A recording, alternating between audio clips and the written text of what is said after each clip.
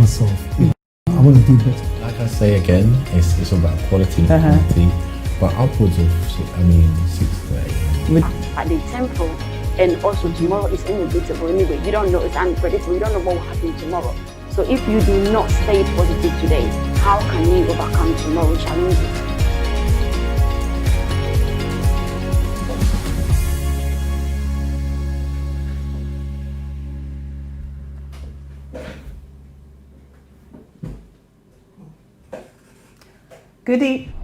Good evening, everyone, and welcome to Gold Diggers. My name is Miss Newlove, and I'm your host. And as usual, I have a great guest in the studio, a handsome young man by the name of Moses Adeyemi. We're going to be talking about his life and what he's doing. He's very inspirational. So I would advise you right now to tell a friend to watch Omega Live TV. We're live on Facebook and we're also live on YouTube, Omega Live TV. Gold Diggers is sponsored by Cosmic Cocktails and World Remit. You can go to Cosmic Cocktails for all your cocktail solutions. And today I've brought some of their pre-packaged cocktails in the studio, and I'm going to offer one to my guest at the end of the show so he can give me his opinion on the taste. This is their Pina Colada. And we also have their new immune boosters. So yeah, Cosmic Cocktails. And World Remit are a global money transfer company that, as I always tell you, I use them myself, and you can send money to different countries all over the world in a twinkle of an eye. It's so simple, very good on the eye. I would recommend their app, which is World Remit. So yeah, Omega Live TV is powered by Omega House Multimedia Company that are located on West Green Road next to Uncle John's Bakery, North London, Seven Sisters, and they power Omega Live TV. So guys, as I said, I have an amazing guest in the studio. I'm very excited to introduce you to him. Don't forget to share with your family and friends, please. It's very important because Moses is going to tell us about his life, and his story is very inspiring and very motivational. So yes, we have Moses Adeyemi in the studio. Thank you. And I'm so happy that you're here, Moses. Thank you for the introduction. I love that, man. It's not easy, is it? But yeah, you're on Gold Diggers, and Gold Diggers is all about bringing to light people that are doing great things in their communities, professions, and various societies. And you're a perfect example of a gold digger. I'm trying. Go-getter, resilient black man that has been through a lot, haven't you? Yeah, no, definitely. It's been a journey, but we're grateful for where we are. Definitely. So hopefully if something in my life can inspire someone watching, listening, then it's another win. Definitely. So Black History Month. Yes, Black History Month started on the 1st of October. Yes. And you are a black man. Do you know what I am? In the UK. So Black History Month in the UK started on the 1st of October. And I think now it's more important than ever because of what we've been through the whole year. Yeah. So what does Black History mean to you? Black History Month mean to you? And what are your views on Black History Month? So I'm very self-educated when it comes to Black history because unfortunately it's not really taught in the educational system here in the UK. So it's kind of really sad having to kind of teach my kids a lot about Black history when they should have some kind of baseline understanding from school, which they don't. So hopefully in the near future they kind of start introducing that into the curriculum. That would be good, wouldn't it? Yeah. And what do you think should be taught in our curriculum, history curriculum in schools? think, do you know what, I think across the whole spectrum really, from baseline of slavery and to the Windrush generation to farming, just history is history. We can't hide away from it. It is our history, and I'm one of those people that really do think we have to kind of have a baseline understanding of where we're coming from to kind of really appreciate who we are and to set a clearer vision of where we're trying to go. It's because of the things that I've been through that kind of built me to be as resilient today, and I set my path to kind of visualize what I want to do with my life in the future.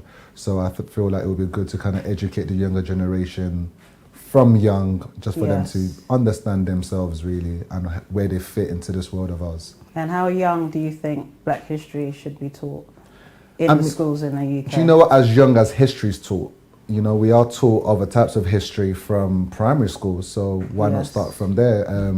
You know, history does not discriminate. You can't help where you came from. So it's just I'm not saying it should be prioritized, but it should be equal to anything else.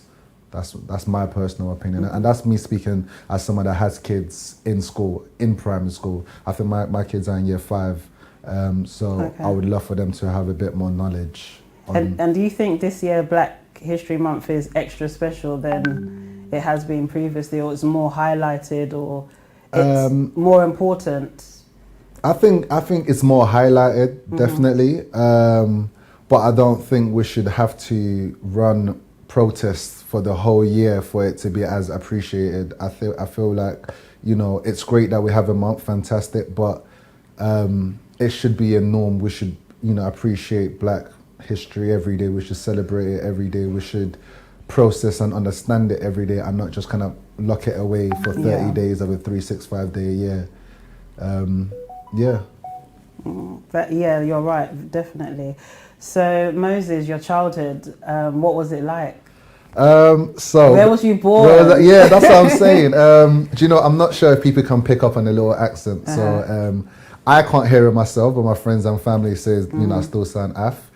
So I was born in Nigeria, and I was there till I was about 9. Without kind of boring you into life in Nigeria, but, you know, use your imagination. It wasn't, you know, I wasn't born into a wealthy home. You know, it came with the struggles, but I'm very grateful for every day I didn't eat. I'm very grateful for every time I stepped on a nail because I never had shoes, because it made me more cautious of what I was doing with myself day to day, and it made me more appreciative of every meal that I got. And I think from then in Nigeria, if I did something good, if I'd done the chore, if I fixed something or helped someone, I got rewarded. So it really built a hard-working, work for it kind of mentality. And that energy and that attitude, when I brought it to the UK, I felt like it allowed me to be one step ahead of my peers. Because they were more accustomed to things being given to them. Or, you know, people say if you don't ask, you don't get.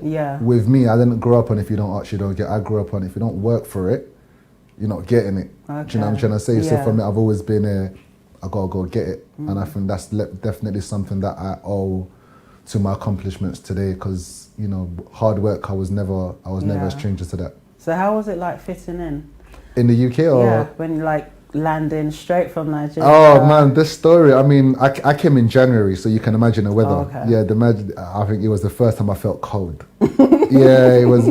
I used to think the rainy season in Nigeria was cold until I came here in Nigeria, into the UK in January, and it felt like punishment. They always complain that it's cold when it's the raining season. And I'm like, you haven't been to the UK when it's winter. Exactly. Don't even get me started on snow. I don't think it snowed till like 2 years later. Oh, wow. So the first time it was... So I thought January when I came was cold, and then snow came, and that's when I thought, do I really want to be here?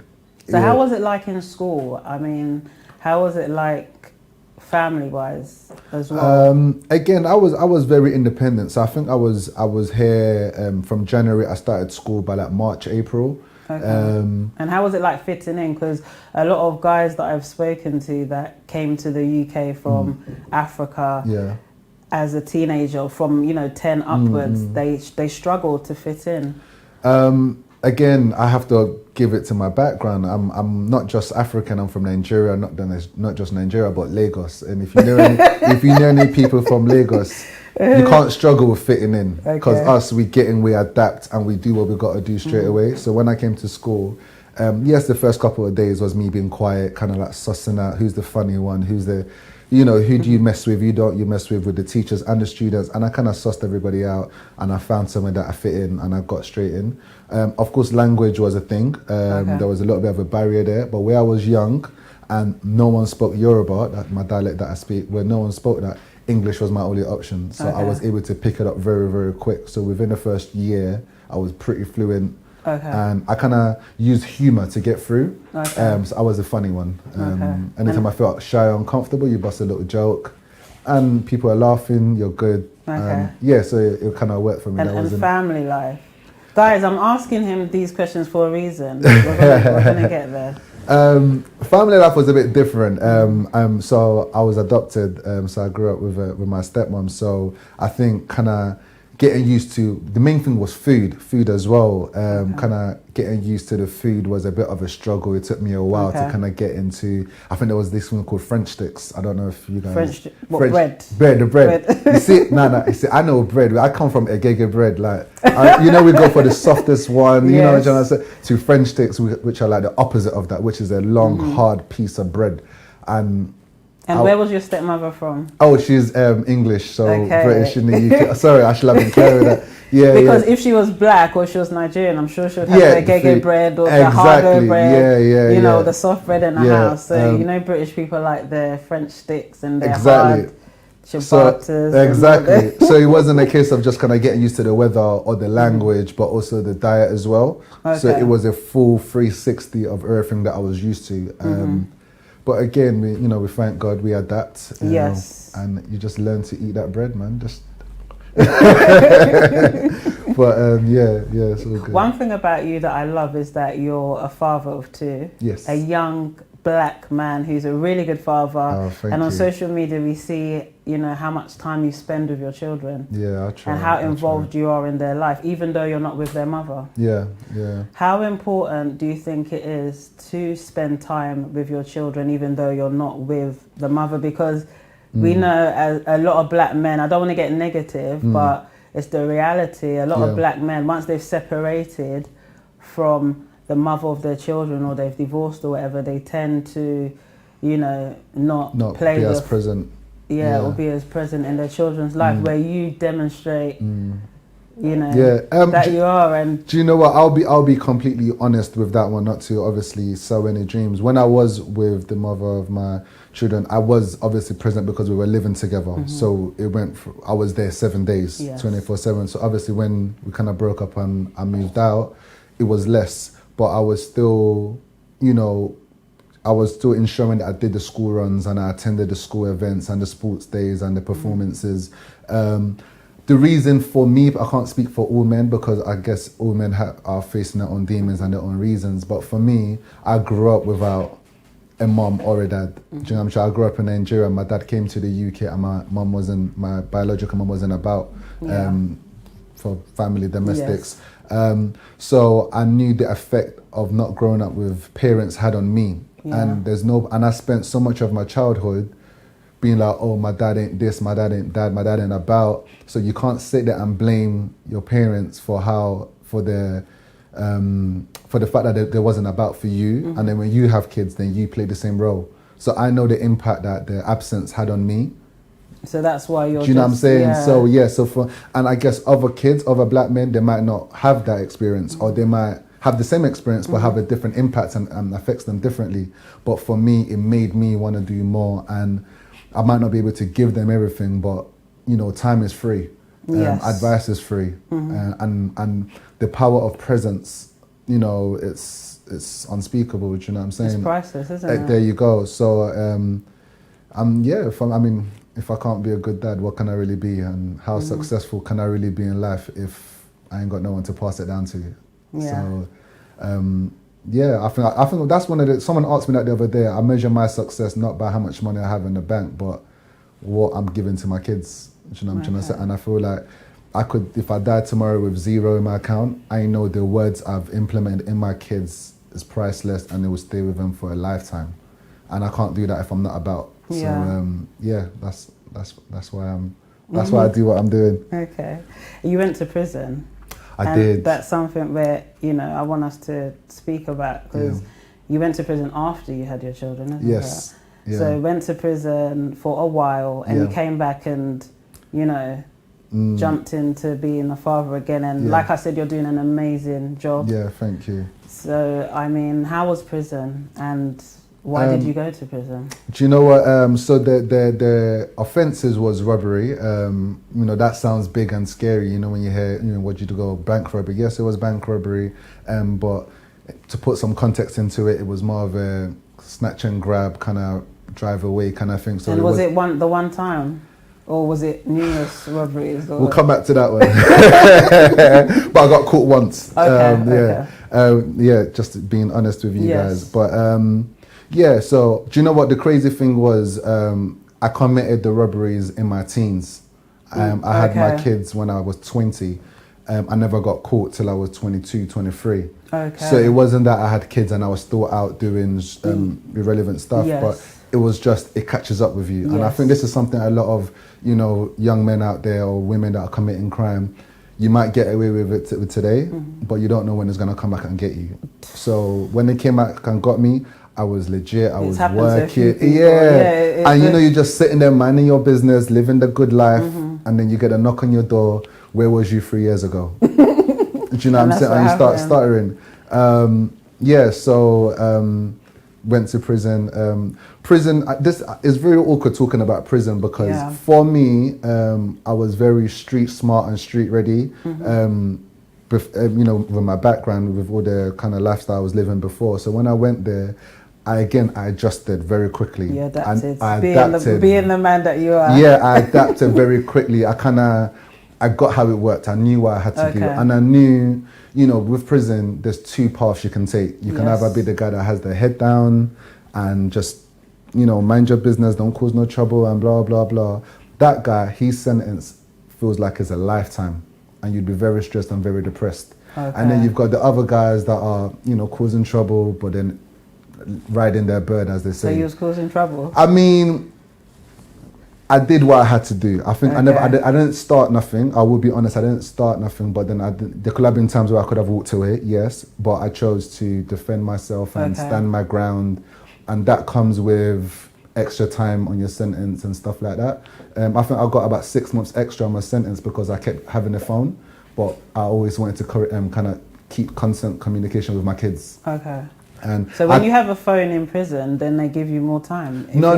Yeah, because you're not meant to have a phone. Yes. Yeah, like a mobile phone. So. A lot of people have phones in prison. Yeah, I mean, I had Blackberries and I had the iPhone and I was on social media. But I wanted to see my kids. So I didn't tell my kids I was in prison. I told, hopefully they're not watching this. They thought I was in uni. Wow. Yeah, they thought I was in uni. So I was still kind of talking to them, doing homeworks with them and kind of just... Really? Yeah, of course. From prison? Got to do what you got to do, man. Yeah. So in people kind of feel like prison is what changed me. And when we talk about my other things that I've done, for me, I've lost so much faith in the justice system because, you know, prison itself didn't change me.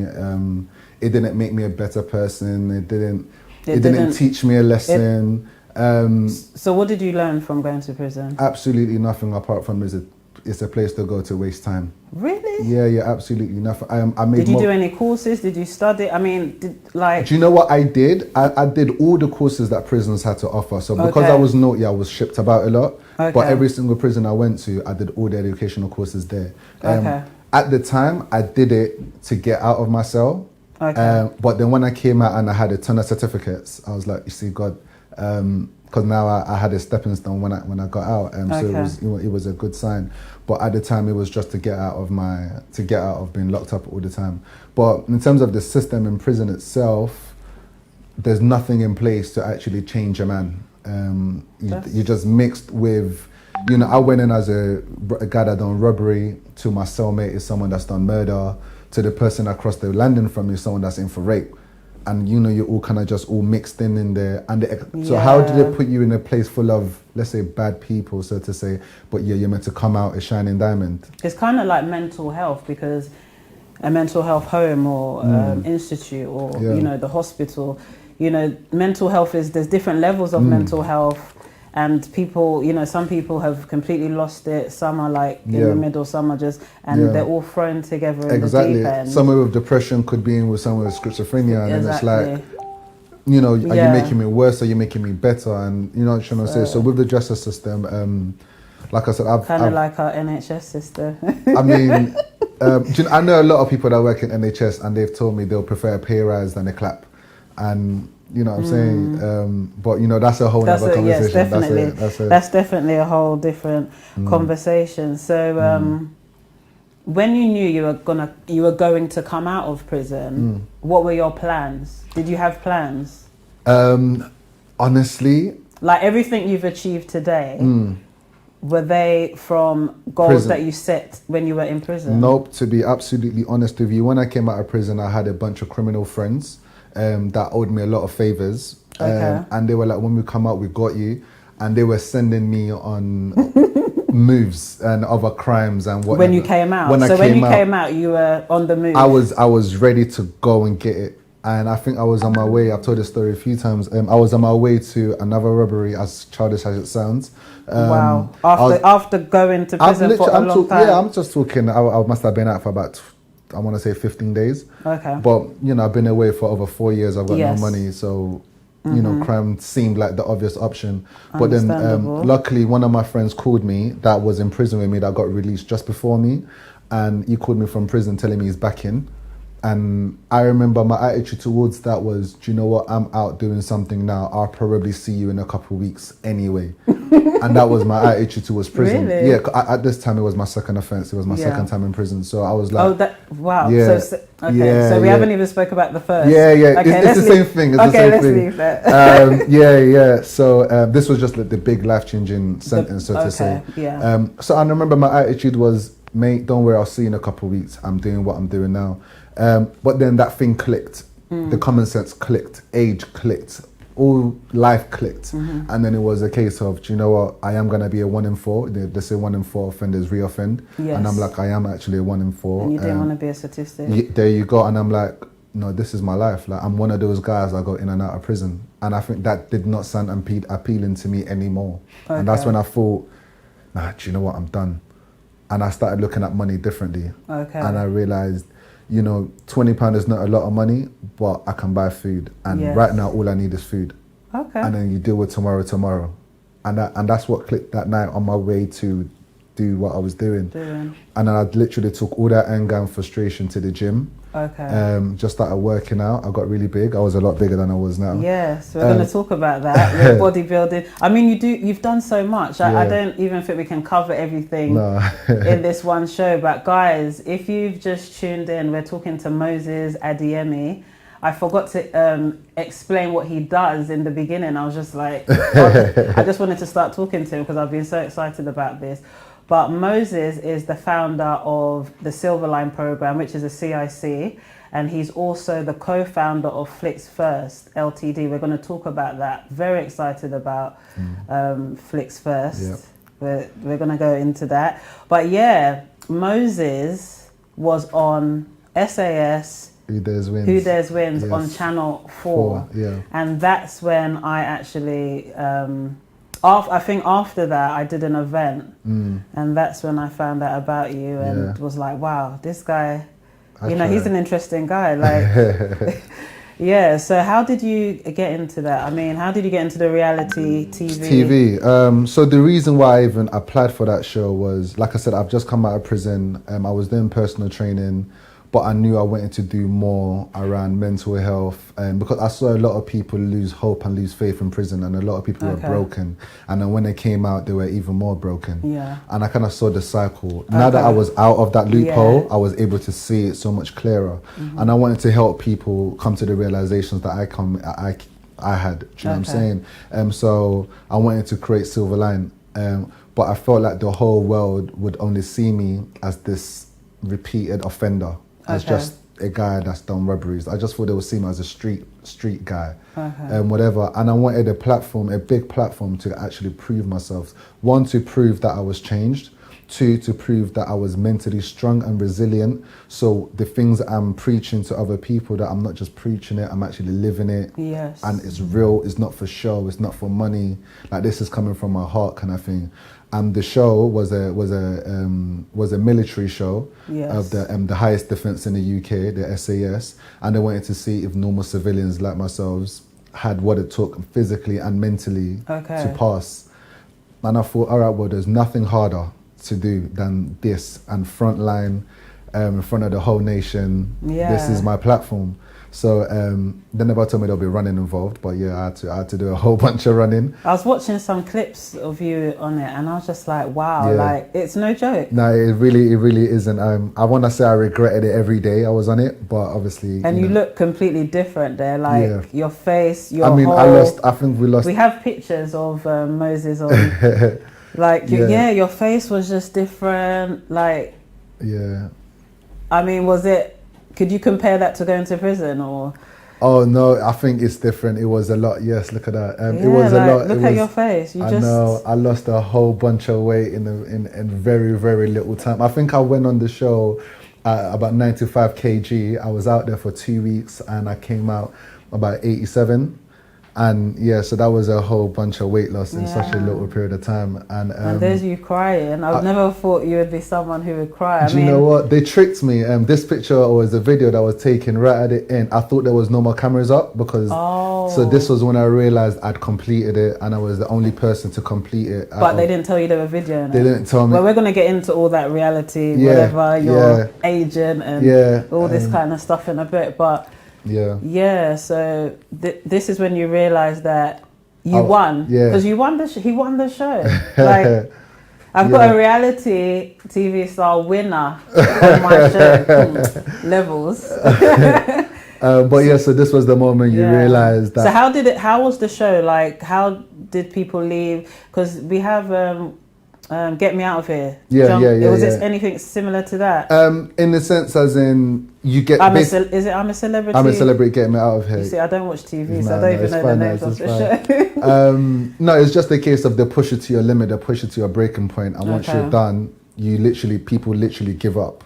So how many guys went in? How did it start? So 25 people started, 25 men started till all of them tapped out. How were they leaving? Like, too much. It was just too much for them. A lot of people left because of physical depletion. Like, they were just tired. And so this was shot in Ecuador. 100% Okay, so you went to South America. Yeah, South America in the jungle as well. So it was hell. So the weather alone was hurting people. The elements, we had poisonous spiders and snakes and everything all around us, so people were getting bitten and infected. It was real. Despite it was a TV show, but we hardly saw cameras, and they were putting us through hell literally every day. And we never slept, so we were doing things all through the night. There was food deprivation, so we only ate what we needed to stay alive. So meaning like 4 chips and a bit of meat, stuff like that. It was real hell. But if you didn't have the mental resilience, you will have tapped out as 24 other guys did. So what did you have to do to get on the show? What was the audition process like? It was a fitness test. I had to do a rigorous fitness test, which I failed 3 times because I was that unfit. But from the get-go, they told me, look, you're unfit, we can't have you on it, maybe come back next year. But I was so hurt by losing. In my own time, I carried on training and I carried on doing the exercises till one day I'd passed it myself. And then coincidentally, I sent him a video of me doing it. I was like, look, I know I'm too late, but just want to let you know I got it in the end. And then they were like, if you're willing to do it again right now, we'll let you on the show. And they come to see me the same day. I've done the test again and I passed it. And then they put me on, and then I went on to. So did you need an agent to get onto this show? I mean, I know you had an agent. Yeah. Or did you get the agent after you'd won? Yeah, it was after I won. So as soon as when the show was finished and I'd won, and obviously the whole nation was really supporting me. And were people coming after you? Yeah, so a few people came after me, but very, very early on I had good support. So Lennon Henry, you know Lenny Henry? Yeah, so he found me first. He was one of the first people I spoke to that kind of sat me down and explained to me about the industry and how it worked and who to look out for and what to look out for and stuff like that. So I really appreciated that. He put me in touch with Idris Elba, and it was them that kind of signed me and kind of looked after me and kind of like, was guiding me through the system. So Idris signed you? Yeah, so we was under the same management. So he was signed to Idris Elba's management company. Yeah. So they've done a few shows with me. It was good. Ripped me a few checks. Can't complain. And Moses has a very interesting YouTube channel, which you guys should check out. He has a lot of documentaries on there. Yeah. So CIC. Yes. The CIC is the Silver Line program. So you went on SAS to. Well, you explained that already, didn't you? To promote the Silver Line, yeah. Which is a good strategy. Yeah, it worked. Really good strategy, and it worked. Yeah. So after you'd won the show, what was the next step after everyone had been coming for you? Then you got the agent. So I think talk us through this. first of all, I had a good opportunity to kind of pursue the TV life, the entertainment side. Yeah. But I knew the reason why I started Silverline, and I knew the reason why I wanted to do the show. So I kind of said no to a lot of people very early on because I really want to get the project off the ground. Okay. So I kind of brought all the attention to Silverline, which was the reason in the first place. Do you know what I'm saying? And it done me well. I got a whole lot of support and investments and funding, as you remember from earlier on. Yeah. And I did that. Only that, well, with some documentaries on the side, but I kind of focused my whole life around the Silverline. I think at that time the people really mattered. Project? Yeah, Silverline Project. Yeah. Silverline Project. Yeah. The people really mattered. These are some of the people that I worked with. And what is the project all about? Like, I mean, what was the objective, the mission? So there was many arms to it. I had a community project. Well, that's what we call a community program, where I worked with people that kind of suffered with some type of mental health issues or illnesses. So we're talking from anxiety, depression. The criteria, people that was out of work or not engaging with the community or their friends and family, people that was just really suffering. We had people that wanted to commit suicide and stuff like that. So I used my personal experiences with people that I had around me growing up, and I created this program, kind of supporting people, getting them from that very vulnerable state to a better place, a place where they appreciated life and they wanted to live life. They wanted to kind of get back into education and employment. And we did that very, very well. There was many different strategies, but we did it very well. I think out of my first cohort was of 30 people, and we successfully got all of them back into employment and education. And with that, more and more contracts came. So that was, that's... And corporate? And then we went into corporate. But in the corporate side, I started off with prisons. I felt like I needed to go back to prisons. I felt like I needed to share my message with the people that thought prison was the only way. And I needed to kind of show people that if I didn't do all the educational courses in prison, I wouldn't have the platform and the opportunities that I had now. So I wanted to really encourage them to utilize, like if they want to be bad and do this and do that, you know what, I'm not here to preach. But utilize your time, be smart in your time, don't get lost in the system, and actually educate yourself while you're there, because that's the only thing that's going to save you when you come out. Opportunities are everything, do you know what I'm saying? And if you get an opportunity but you're not qualified or educated for it, then it's another missed one. So education in prison is free, and all it takes is time, and you clearly have loads of it. So utilize it. And it sounds so common sense or straightforward, but there's guys in prison that, like, it didn't click. And I wanted to, so I was really passionate about kind of going back and, making as much positive change to the system as I could. So that's why I started Silverline. Great, definitely. Like, you know what? Even like I said. Sorry, can I explain this picture? Yeah. So this picture, this was a real special day. So apart from the young lady in the red with the red hair there, so these are all cancer survivors. So everyone in the picture had cancer. And the morale of someone that's living with cancer, survive cancer, can at times be very low. So, one of the things we done, we went rowing, and we used to do rowing every weekend just as a physical activity, a way for them to be positive and release frustration and anger and stuff like that. So this was a real special day, and these are, wonderful people. And when you have people like these that, have or had cancer, being so positive and being so happy and still appreciating the little things, and you kind of look at everybody else that are kind of just, really sad and depressed because of money, because of work. And I'm not saying those things are not important, but it's like life could be a lot worse. And if these guys can be happy and find positivity in this planet, on this world, with what they're going through day to day, we have to kind of prioritize the things that make us stressed, the things that make us depressed. And I know that's very subjective, but putting into comparison of what other people are going through, it kind of levels you a little bit, and you learn to appreciate what you do have. And this is you. This is me outside Brixton Prison. One of my, I've done quite a few prisons. Yeah, this is me outside Brixton Prison, doing, just kind of sharing the message. Amazing. So how do your family and friends react to you now?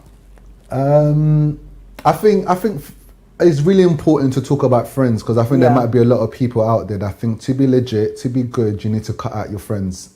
Me personally, I didn't cut out any friends. I kind of have noticed that. Yeah, I didn't cut out none of my friends, the ones I was rolling with before, because you don't have to cut them out to be legit. This is what people think. You can just say no. Yeah. And I think people don't realize sometimes how simple it is. I will be clear, I was never in a gang, so I'm not gonna compare it to like gang life. Yeah. I'm not a gang member. I was just someone that was doing road life in terms of, not to say road life is alright, but you know what I'm saying? Yeah. But it was just a case of, you guys are my friends, you guys do what you're doing over there, I'm doing what I'm doing here, but there's no reason why we can't meet on a Friday night and have a drink. What was going on here? This is the homeless charity. This is Emma's. It's a homeless charity all around the UK, and this was a fundraiser. I think we raised quite a few thousands for these guys here.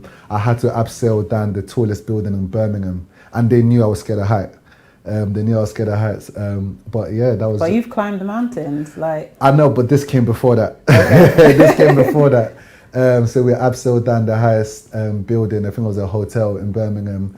To raise money for them, the homeless charity. I've done a few bits for them. It takes us to the mountain. Yeah.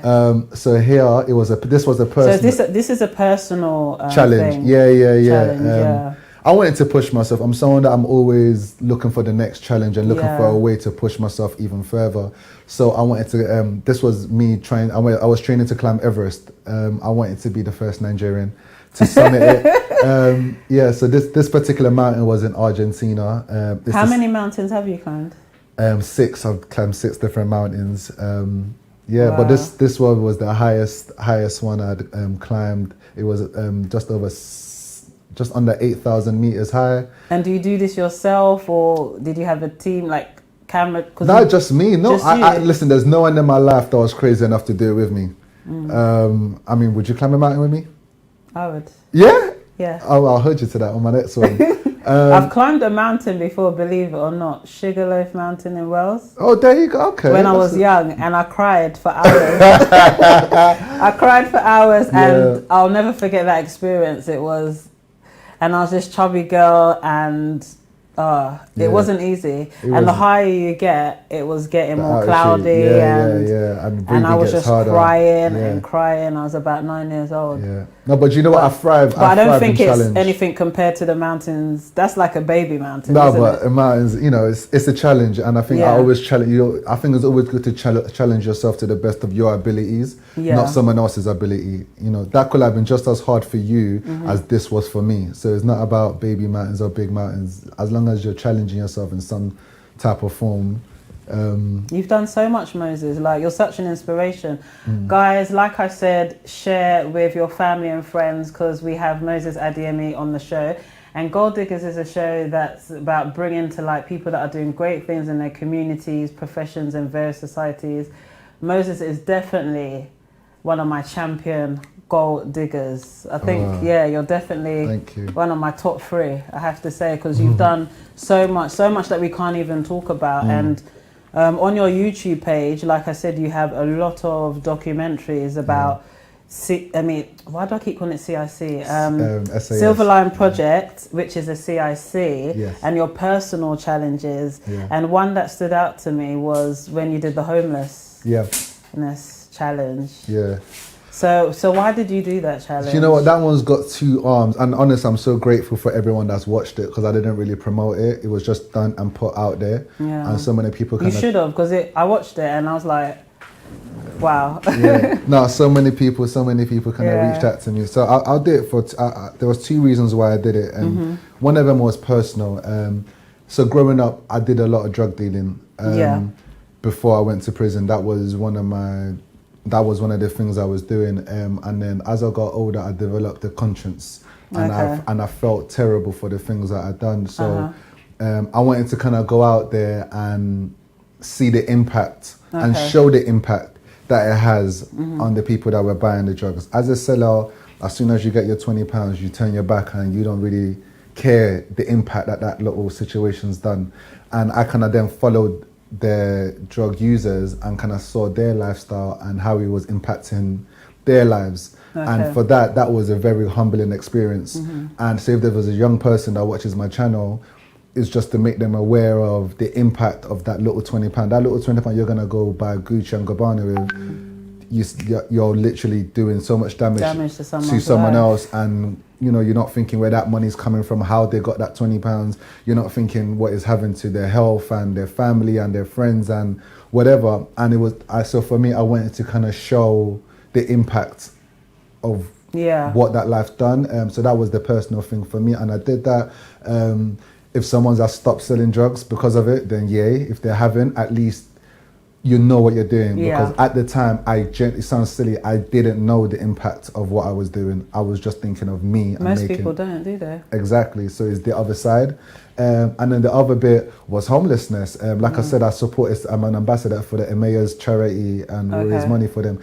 And you know, a lot of people that have a platform, they raise money, but they don't really, no, it doesn't go past the tweet or the picture. I'm like, I raised 10K, here you go, see you later. Or exactly. It doesn't the really, Heart Foundation or Mental Health Foundation. Exactly. Cancer research, and maybe you haven't personally. Exactly. So and I'm like, how am I sitting here doing, I support homelessness and etc. I don't have a clue what's like to be homeless. I ain't been homeless, and I ain't spoken or lived with anyone that was homeless. So I thought, okay, well, if I'm gonna really be an advocate of this, I want to know what it's like to be homeless. So when I'm asking for money, I can ask for money with chest. And how long was you homeless for to do this documentary? Like, so no, I done. Do you know what? I only done 24 hours. Okay. Believe it or not, but the 24 hours, what I saw was enough.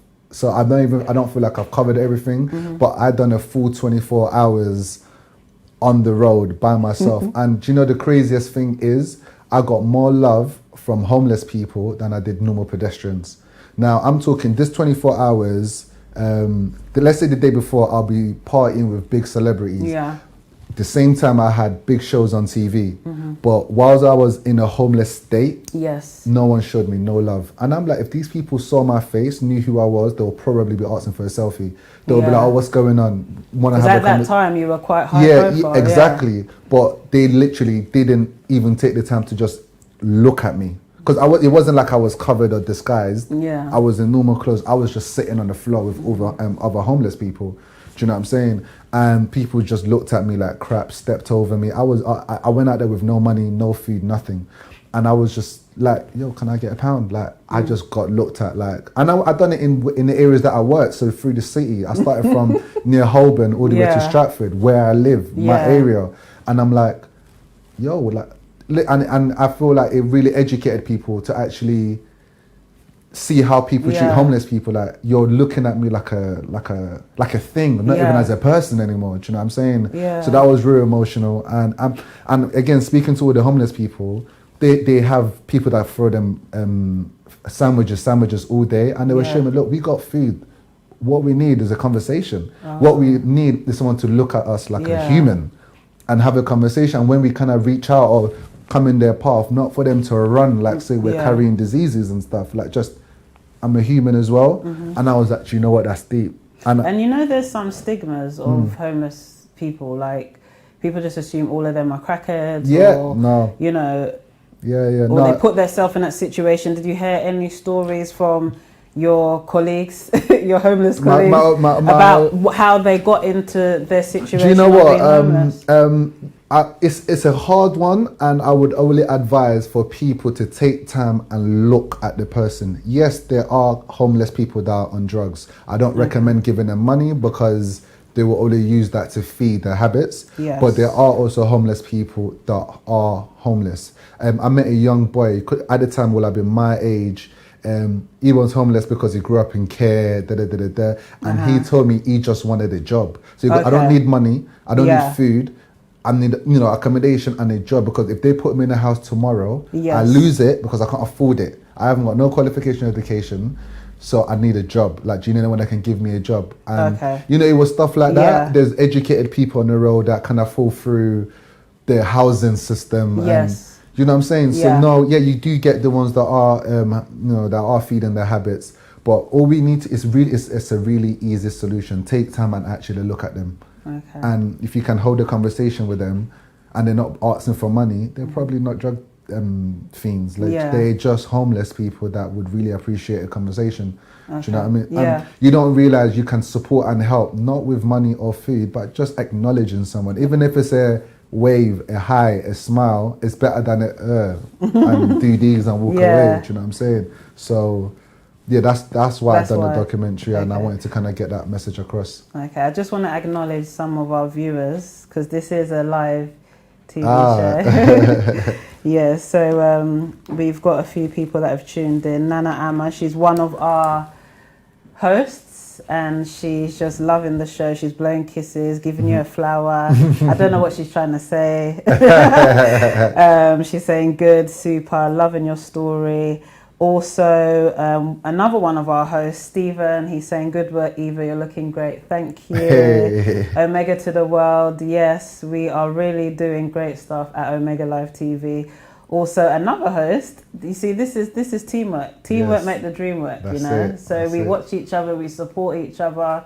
And Lady Dash, thank you for tuning in. And she said, God bless you, bro. Oh, thank you. So yeah. Thank you. People are watching, Yeah.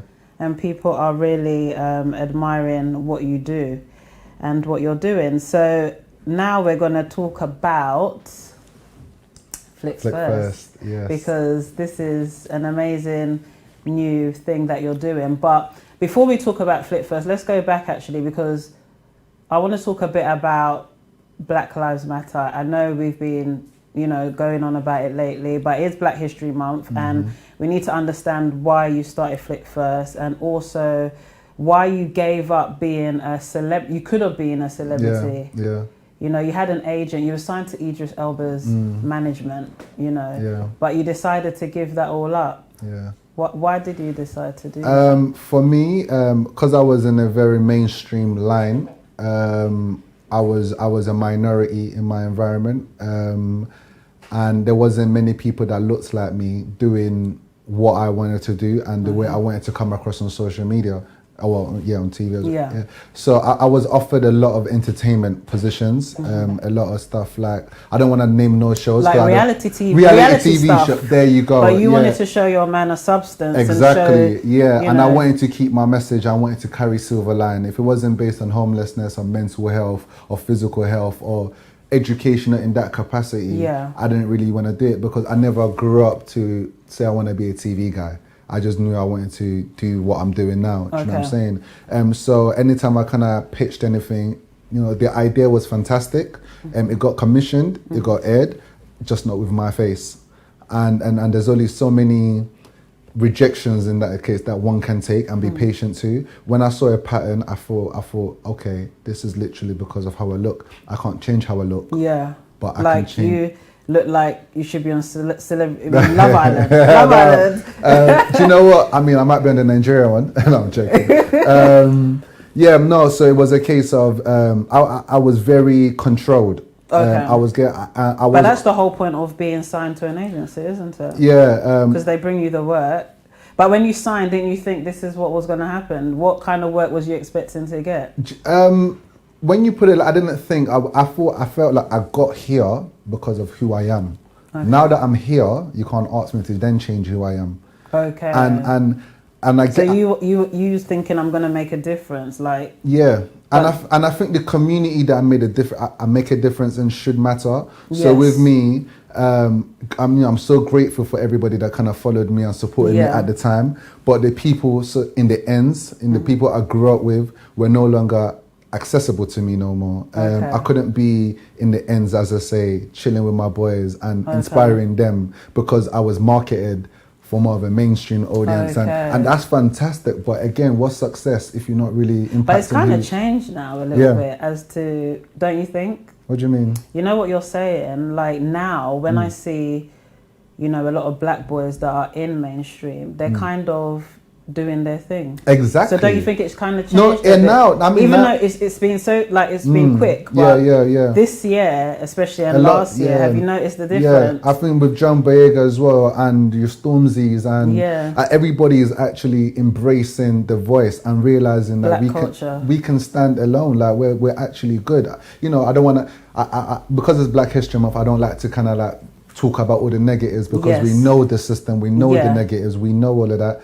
But I feel like I use this month to uplift, appreciate, recognize all the goodness within our community. Do you know what I'm saying? And obviously, all them years ago, it wasn't as simple, it wasn't as straightforward. And before Star Wars, would John Boyega still be as black-chested? Like, do you know what I'm saying? Would they have come to the protest? Would they have tweeted how we tweeted? Yeah. And if he did, would he then have got the Star Wars role?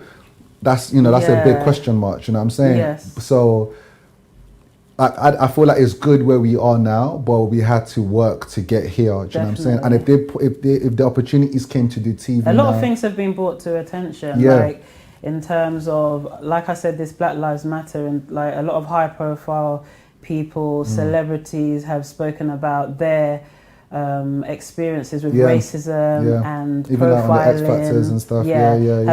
Did you experience that at all? Like, for me, in terms of entertaining the industry, for me it was more, I never got the mainstream, I never got the shows that I wanted to do. I never got the serious ones. I only got the reality shows, the entertainment, the ones where I would be the, I don't want to say the joke, but you know what I'm saying? People, and I think if you just want to be on TV, if you just want to get paid, go for it. Do what you got to do. I mean, there's a lot of black boys. I have a lot of African black boys doing all this.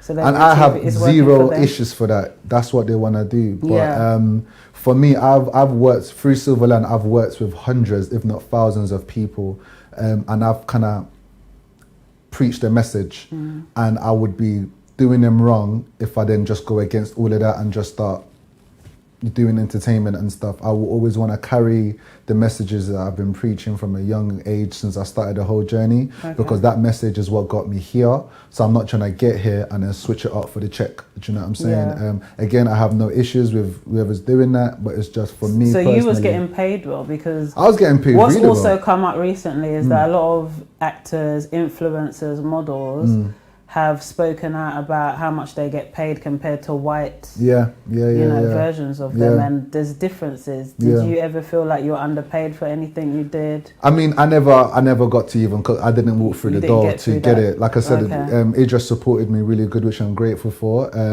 but I never walked through that door. I saw it, I saw what was going on. I mean, again, so you were just turning down opportunities. Again, I'm sure you wouldn't mind me sharing, but I was really inspired by Idris's story. Everybody sees him on Luther. I don't know if you guys watch Luther here. It's a documentary on BBC. It's a series on BBC One, and he told me the backstory of how long it took him to get that position. He's like, I'm the perfect guy for this, but. You know, the way you look. And he's been around for, you know what, I knew of Idris Elba when I used to watch Family Affairs when I was a kid. So you know, he was that tall, handsome black man that nobody even acknowledged years ago, and no one knew of him. Now he's still battling that, do you know what I'm saying? And then you've got him on, everybody kind of, the whole world wanted him to be 007, but the new James Bond. Is he really going to be 007? It's already been announced that he's not, and they said that 007 is not a black man. But it isn't though. I know, but look at Doctor Who. If you know, there's other, 007, James Bond are characters. That's true. Characters can be anything. Doctor Who, I'm a fan of Doctor Who. I don't know if you watched the show, but that's always. I used to be scared of that. Actually, you see, that's always been a thing of a male doctor. Yes. But now there's a woman playing it, so we can have that transition. And there was a lot of like issues around that. But we've done it. When you look at your, the dancing shows on BBC One, Strictly Come Dancing. Strictly Come Dancing. It was meant to be of men and women. Now we have same sex. We've got Dancing on Ice. Do they? Yeah, of course. Same sex on Dancing on Ice. Same sex on Strictly Come Dancing. Which do you think that's for equality purposes? And you see what? That's what I was gonna say. That I don't want to get too into it. Why not? You're saying for equality purposes when it comes to same sex. And same same. So homosexuality. Exactly. So then, what about black? Then when is there gonna be? Yeah, because so then how come we say 007 is just a white man character? Where's the equality? Why can't it be any character?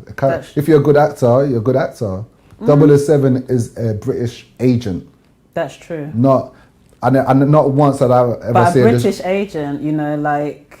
I mean, anyway, we are of Brit. We are British. I mean, by last time I checked, he was born here. nationality. So, do you know what I'm saying? You've made a valid point. yeah, You've made an interesting there point, you go. actually. So- but we can't have a white Black Panther. That can't happen. Yeah, but yeah, so that's the reason why I kind of thought, you know, someone that high profile still struggling. Yeah. I don't even want that stress, just because Yeah. that's not my dream and it's not my ambition. And if there's anyone out there, if that's your dream, that's your ambition, you want to be an actor, actress, host, presenter, Yeah. then do what you got to do. Yes. Chase the dream, take the L's, you know. Yeah. Follow that path, but because I knew that wasn't my ambition, I didn't Yeah, really you care. definitely wasn't in it for the fame. Yeah, I didn't. Yeah, Because you walked away from it. You know what I'm And saying? you had a huge following on social media. Yeah, like, I remember looking at your social media, you Yeah. had thousands, Yeah. and then you just gave it up. Deleted it, Like, yeah, you deleted it yeah, and you yeah, started afresh. Yeah, man, that's it. Life, you wanted but to be normal. I think freedom is priceless, and I think Yeah. what that gave me was freedom to chill with who I wanted to chill with, talk how I wanted to talk, and do what I wanted to do. Do you know what I'm saying? Have you ever tried to put a Nigerian in a cage? It doesn't. You know, we just don't fit. You know, we are adaptable. You can't adapt to a cage. And I thought, nah, it's not that deep for me. So you gave it all up. You Yeah. gave up the celebrity lifestyle Yeah. to be Moses. And to the way I be saw Io. it, to be Io, I feel like I done it to be. For me, it was an upgrade, because I feel at the end of the day, it's about when you're happier. Yes. Was I happier then or now? Would I be happier with that light or with the light that Do I you shine ever on regret myself? it though? Nah, not at all. You don't? Nah, what do I regret? I regret, the only thing people say I don't have any regrets is lessons. The only thing I do regret is my time selling drugs. Apart from, I don't even regret going to prison, because I knew the reasons why I went to prison and how I felt at the time and the reason why I did what I had to do. But drugs, there's just no excuse for it. There's other ways to make money, so to say. When I really saw the impact of the drug dealing and the other side of it. And it takes a real man, you know, because it's hard. Peer pressure, like you said, friends, you know, the way you grew up, your past always coming back to haunt you. Yeah. All that kind of stuff. But you're just like a perfect example of a resilient, disciplined. Discipline. I think discipline is the key word there. Disciplined man. And we see that with all your bodybuilding. I mean, how did you get... That looks like a different Moses. Like, why did you start bodybuilding, and how far have you gone with that? So you know what, that was one of my first release when I come out of prison, because I had a lot of education and training, because, you know, I've done four years of training. And I thought, how do I make money from a hobby? And I started competing. It paid me well. I traveled with it. It paid my bills for a bit. And it was a way for me to let out so many frustration, so much anger. And in the time I was stressed, go to the gym, because there's no way you can walk out of a gym stressed if you train the way I train. So it was, for me, it was more of a release and an escape from reality. You just put the headphones on and... Do you do personal training now? I also stopped that as well. Yeah, I did it for so long. I think, like I said, with Silverline and with personal training, I'm someone that I'm always looking for the next thing and the next challenge. So I've done personal training for a while. I, made a lot of money from it. I wanted to do more. So then I came to Silverline. I did Silverline for about 4 years. Worked in prisons all around the country, community projects. I feel like I've given me. I feel like I've done everything that I feel like I can do for these industries. So now I'm moving on, and obviously moving on into Flick First, into my new venture. Let's talk about that, because I'm not going to say anything. Oh, Flick First. Because when you hear Flick First, I mean... Do you think dating site? I think a few people I thought dating site. I wouldn't think dating. I would think trainers. I don't know why. Really? Do you know, like I said, a few people I thought Flick First, but it's not. It's an e-commerce marketing platform that hosts vendors from all around the country. I'm talking from as low as Brighton to as high as Scotland. And where like I said, it's a marketplace where people bring their unique... So it's like an Amazon. People, people use the word Amazon, but I call it it's better than Amazon just because we care. It's going to be better. Exactly. Than Amazon. Yes, it's much better. And we care, and we're actually building businesses. We're actually supporting businesses, and it's not a case of you have a product, we fling it on there, and you hope someone buys it. We're actually, nurturing people. So you're like startups. Exactly. So if I want to start selling some bangles, there you go. You'd help them. There's a whole market inside of that. Yeah. And we're obviously and have business support as well. There you go. Do you know what I'm saying? I mean, and I think applying and it makes professionalism sense with your background from everything, Silverland exactly program. Everything that I've done. So bringing that into this is amazing. Yeah, and it's really, and especially within the Black community, we have so many amazing, talented individuals, and that create so many products and whatnot. But I feel like we do lack with the professionalism and the marketing. And even just something as basic as registering the business. So, we're very good at Instagram businesses, but Instagram Which is big now.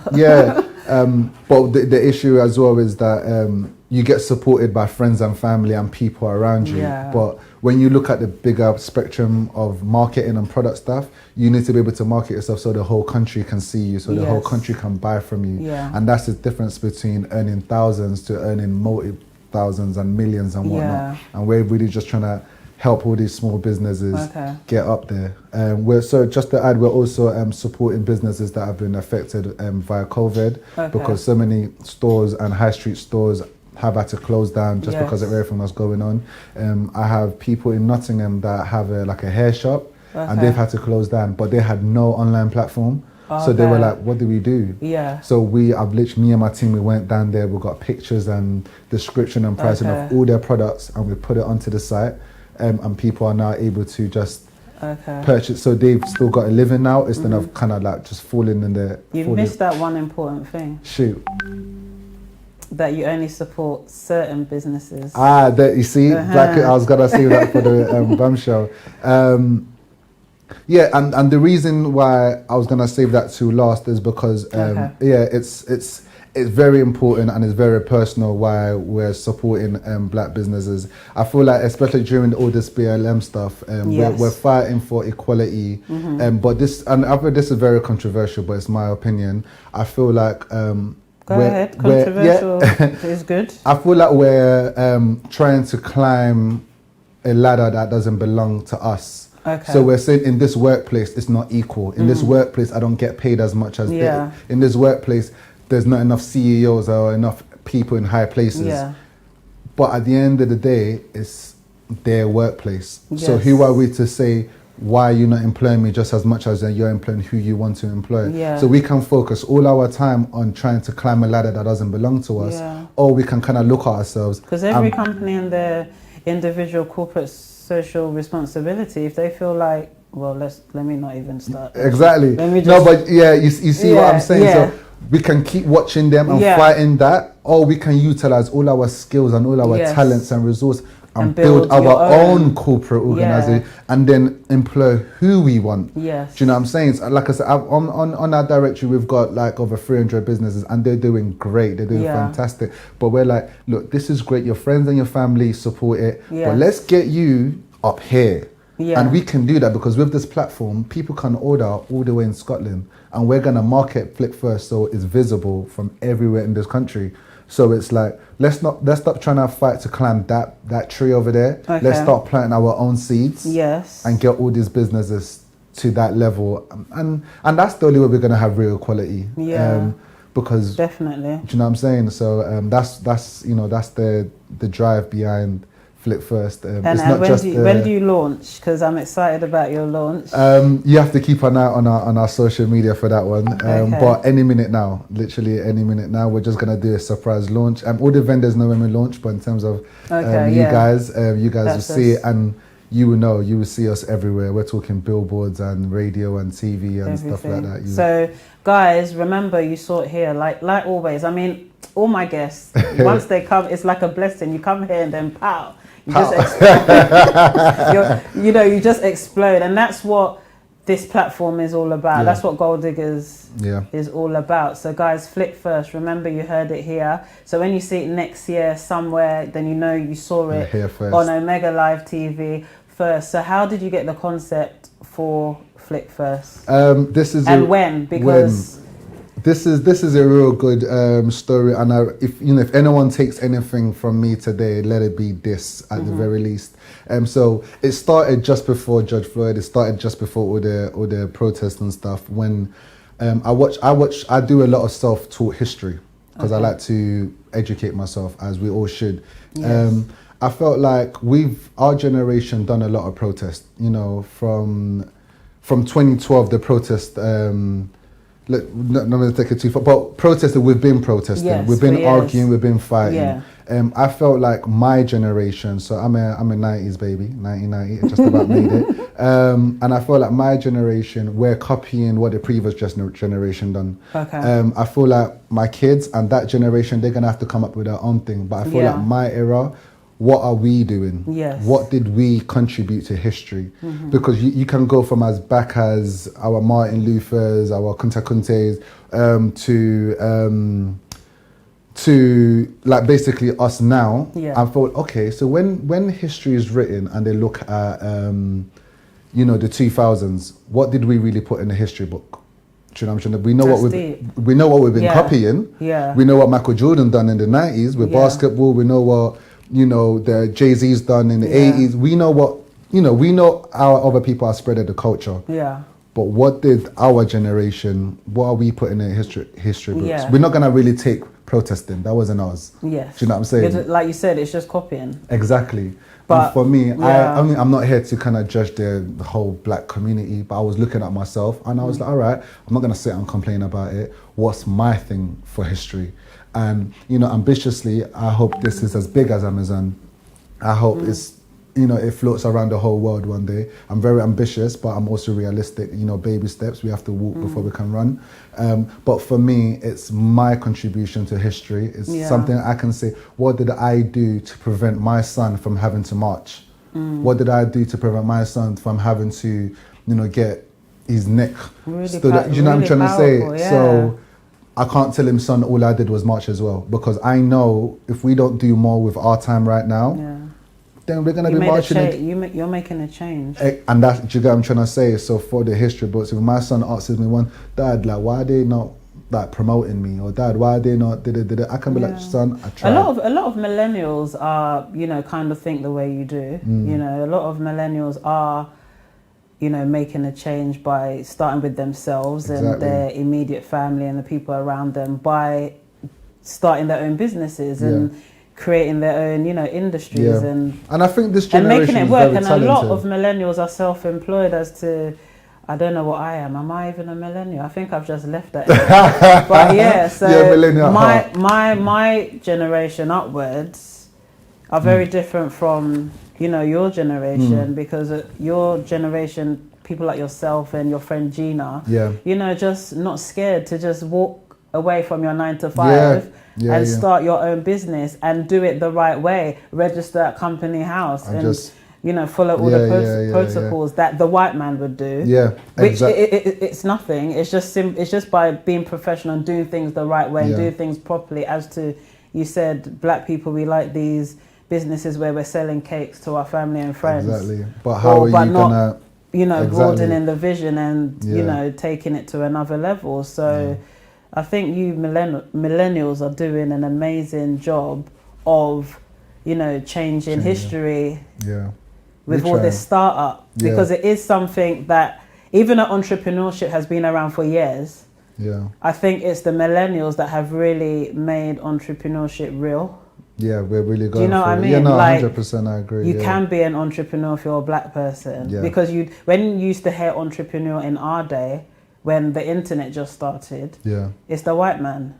It was like, it's them that can afford to take the risk. Yeah, you think of Richard Branson, you think of, you wouldn't think of a black man as an entrepreneur. You just think white people, or the guy that started Microsoft, the guy that started Apple. You think of those type of people. That's it. That is. But you guys have changed that. Yeah. So like you said, when your kids look back, to 2000, What did we the do? millennial There era, you the go. 90s babies, what did they do? They're going to see people like Moses. And they're going to see... They're going to see people like Gina. There you go. They're going to see people like They'll see you. Cornerstone. They'll see... You know, they're going to see Cornerstone, people yeah. like, you know, Rodney Yeah. from Cornerstone and his guys. And they're going to see people like you. Yeah. So you're making a difference, but you don't realize how impactful it's going to be In the future. years to come. Yeah. They're going to Yeah, see yeah. me. Exactly. You And know? you gave us the platform. Yeah. You gave us the platform to So- be here to do this. So...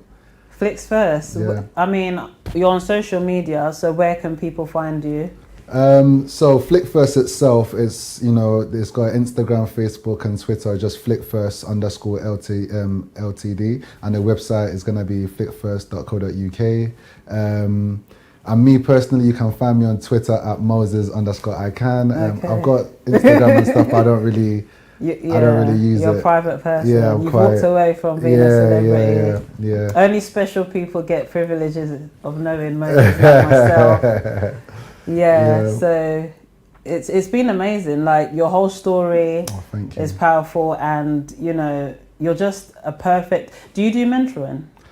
That's comes under Silverline. I'm Okay. not doing it at the moment because I'm kind of like... Have people approached you? Yeah. So obviously I have loads of people, but I am trying to set up Silverline so Okay. people can kind of come. So it and turns into like a mentoring type of so service. and kind of just leave that to the community to Okay. do. At the moment, I'm focusing all my time on building Flick First because I want it to be as big as it can be. And I'm sure it will be if you put all the effort that you've put into everything else that you've done in life. This is my new mountain, so to say, that I'm climbing. So is there anything else you want to do in life apart from, you know, what you've done, what you've achieved? do you know now? what? Like your own thing, not business wise. This one's for mad. self-fulfillment type. Do you know what? In January this year, Because you've travelled a lot. We've got to talk about that quickly. No, before I've done all the traveling and stuff. I think for me, I feel like I'm probably the only man that's gonna say this. Like, I really want to do the whole marriage thing. I feel like that's gonna be a challenge for me. So I'm ready to kind of do, you know, husband. Wow. I feel like that's the Ladies. only thing. I feel that's the only thing I haven't done. Okay, I think, I'm going to say it again. Make sure you share this, everybody. Share Making this me with hot. all your family and friends, your female friends, your daughters. He said this is what he wants to do next: marriage, family. And you don't really hear black men saying that. Yeah, but I feel It's like kind of like... Do you know what it is? We've just done my life story, and every single thing you heard there has been alone. So I've done a lot alone. I've done all my businesses alone. I've done my traveling alone and my challenges alone. So, you know, I feel confident I can do anything alone. Yeah. So now the next challenge for me is, all right, can you do it as a couple? Can you do it with your partner, your missus? Can you really do marriage? Or, you know, I'm not saying I'm getting old, but I'm like, this is actually a challenge now. And back to the millennial thing again. I mean, a lot of millennials are getting married. Young people are now making older people look kind of mediocre because they're getting married and they're doing it so well. You know, they're doing this marriage thing so well, and they're doing it right. You know, like going to uni and all that stuff, and then going into a profession, earning money, putting their coins away, money. You know, sorry, not coins. Money away, and you know, even investing, buying houses from and life young, insurance as well. A lot of young people are getting life insurance, whereas when I was younger, I think my mum got life insurance quite at a late stage. You know, like, and life insurance back then was only for people who had money. But now we've realised we can all have life insurance. I mean, you can have life insurance even at as small as £10 a month. So it's just about understanding that, you know, we should be doing the right thing in life and not thinking all these things are like like a chore. You know, like setting up a business is a chore. No, man. Marriage is like, you know, some of you black men, you make marriage look like it's the worst thing ever. But it can be so nice. I'm looking. I think again, it's about finding the right person. Don't get me wrong. I'm not saying it's easy. Hence why I called it a challenge. Do you know what I'm saying? But it's a challenge that I want. It's something that I'm ready, you know, to be held accountable. I'm ready. That's an interesting answer. You ask somebody, what's their next challenge in life, or what do they want to do, and you're saying that's the next thing you want to do. Hopefully it's the last thing, man. I mean, like marriage and from now on, I want someone to be able. I want to be able to, look at my partner. Can I go climb that mountain? And she gives me the look and be like, skiing.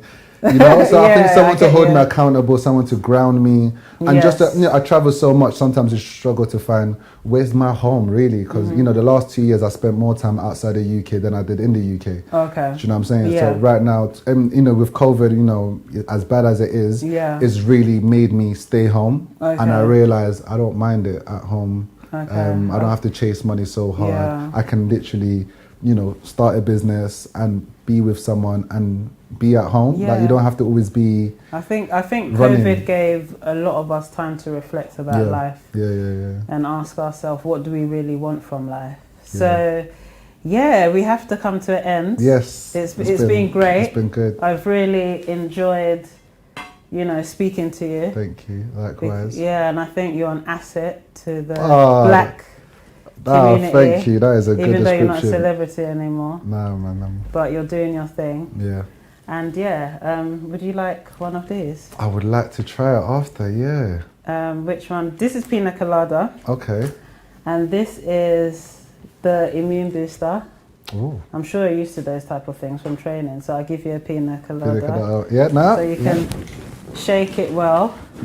Thank you. I'll give that to you. Thank you very much. And guys, we have to come to an end. We've had Moses Adeyemi on the show. Yes. He is the founder of the Silver Lion Project, which is a CIC. Look it up on Instagram. Go online, put it in Google. He's been doing amazing things. We couldn't show everything that he's done over the last 4 to 5 years. One thing I forgot to mention is that he was a guest speaker at my event for the New Love Experience, Health is Wealth, and he made an excellent contribution, and that's where I first met him a few years ago. So you can find him on social media, like he said, and Flicks First, which is the thing we've ended with today, and it's an e-commerce website. So if you're a business owner and you want somewhere to sell your product and you feel like you need support and you're starting up, contact them. They're on Instagram. You can just give them a message and, they will get back to you. So, yes, Gold Diggers. And we are also on Sky TV. We're also on Channel 7, which is on Sky 182. Gold Diggers shows on Saturday and Sunday at 2 p.m. and also on Tuesdays at 7 p.m. So if you want to watch my growth as a TV presenter, go to Channel 7 and you can watch all the old shows. They'll be showing them at the times that I mentioned. And also Omega Life TV, my family, my love, my production team. Don't forget to hit that like button, follow. We have an exciting website, interactive Omega Life TV website coming up, and it's just going to be amazing. It's going to be like the first place to hear any type of news, entertainment, sports, you name it. It's going to be on Omega Life TV's website. Omega Life TV are also on Twitter. Follow us on Twitter. And we also have a new Instagram page, which is very interactive, amazing updates. Follow us on Instagram. And like I said, we're here on Facebook and on YouTube. Very important to follow our YouTube page. We need more growth, more following. So yes, you've been watching Gold Diggers. Until 2 weeks time, I have a married couple on the show. Very first time married couple that have multiple businesses, and they've just started a really amazing podcast. So tune in 2 weeks time on a Monday to watch this amazing young couple tell us all about, the way they've grown as a couple and how they've been able to work together. So I think that would be a great follow-up from this show. Yeah, that is, for Black History Month. I'll definitely tune in for that. Yeah, so guys, until next time, thank you for watching.